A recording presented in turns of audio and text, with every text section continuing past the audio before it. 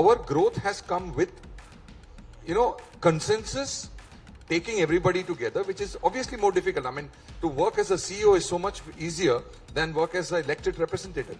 From that point of view, it is quite funny to sometimes see. Right now, for instance, in one of the, I think it's EIU, Economist Democracy Index, I think, Hong Kong has a higher score than India. It's quite strange.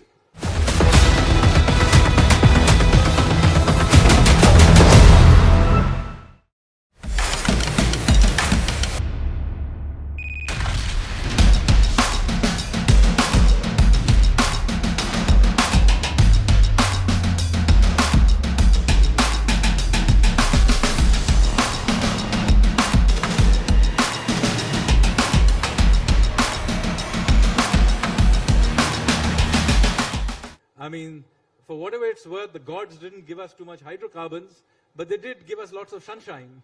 So from a purely economic perspective, from a geostrategic resilience perspective, we should be moving on to other sources of energy, including, by the way, atomic energy, which I am a fan of. So I think we need to be serious about this and, put in the investments and so on.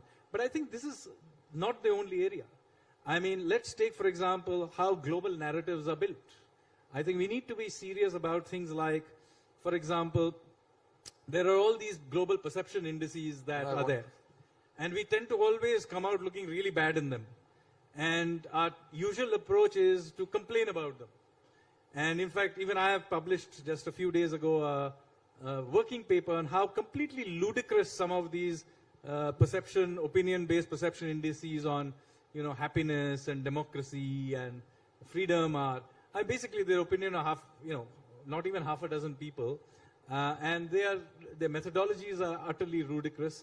But the fact of the matter is, we have historically just complained about them, or we have said they don't matter. Now, first of all, let me say they do matter. They end up feeding into things like your sovereign ratings through the World Bank's governance index and so on. But I think we need to take one more step further. Why are we not turning our gaze on the rest of the world? Why are we letting the rest of the world always deconstruct us, sort of give us certifications? We should be out there giving them certifications.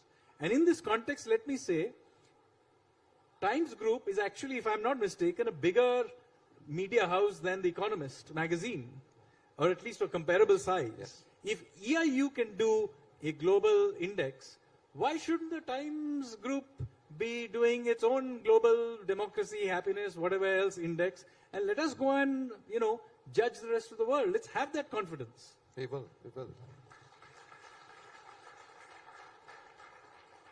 No, actually, we were discussing this before we came in here, and that is our theme here, Vibrant Democracy, Global Bright Spot. And we've been talking about it for the last 5 to 8 years since we've been doing these large format events, that India's growth has to be also viewed with the fact that it is coming with consensus. India is not coming, bringing its growth of 7%, like the autocracy next door, where you have a plan and then you just send it through whether people like it or not. In certain cases, it works.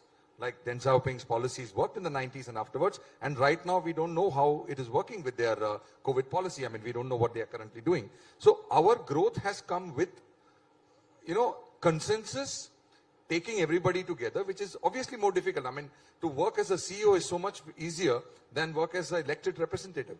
From that point of view, it is quite funny to sometimes see. Right now, for instance, in one of the, I think it's EIU, Economist Democracy Index, I think, Hong Kong has a higher score than India.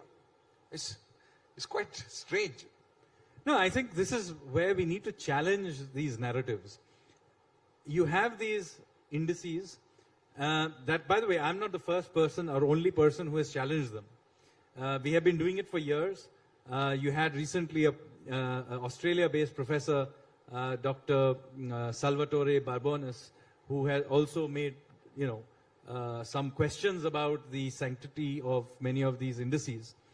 But most of those, the arguments they make, is that there is a problem with the input, i.e. garbage in, garbage out. And Professor Salvatore's main point is which I agree to a large extent with him, is that India has this biased, compromised intellectual class, which tends to give a one-sided kind of a narrative, and since that is finding its way into these models, so it's it giving a certain kind of output.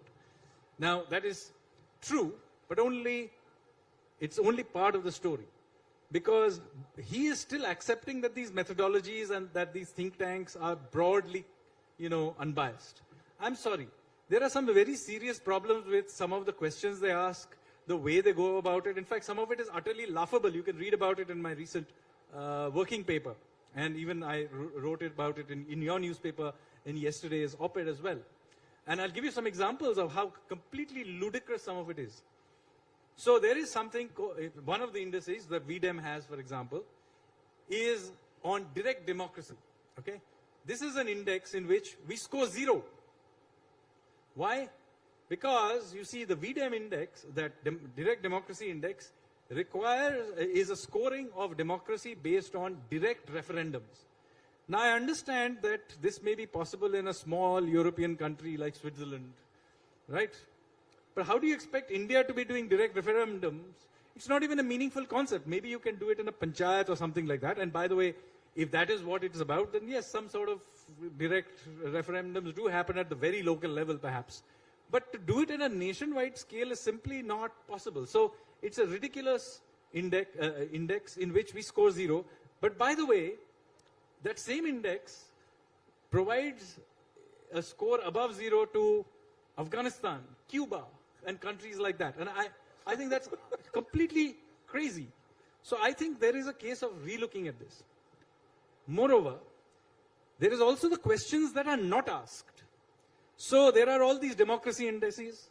Now obviously a question such as, is the head of state democratically elected, a question that should be in a democracy index? However, such a question does not exist.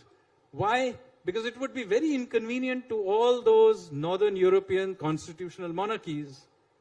Theocratic. Yeah, so many of them, by the way, are theocratic constitutional monarchies, like the UK, where the head of state is also the head of the Anglican Church. And so you have this complete absurdity that a question that should be there is not there. And by the way, it's not just Norway, Sweden, Denmark, and so on. It would also be true of Canada, New Zealand, Australia. But because these countries are somehow already preconceived to have great democratic values, therefore this question must not be asked. And so if you look at these democracy indices, all the ones that are the top 10, 15 of them, the bulk of them are always constitutional monarchies. You got to be kidding me. They're not even democratic in a full sense. So the point is, questions that are asked, questions that are not asked. And by the way, of whom are the questions asked?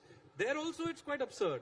It's some 3 to 6 experts who we are not told who they are, who are answering these questions. They're not even proper surveys.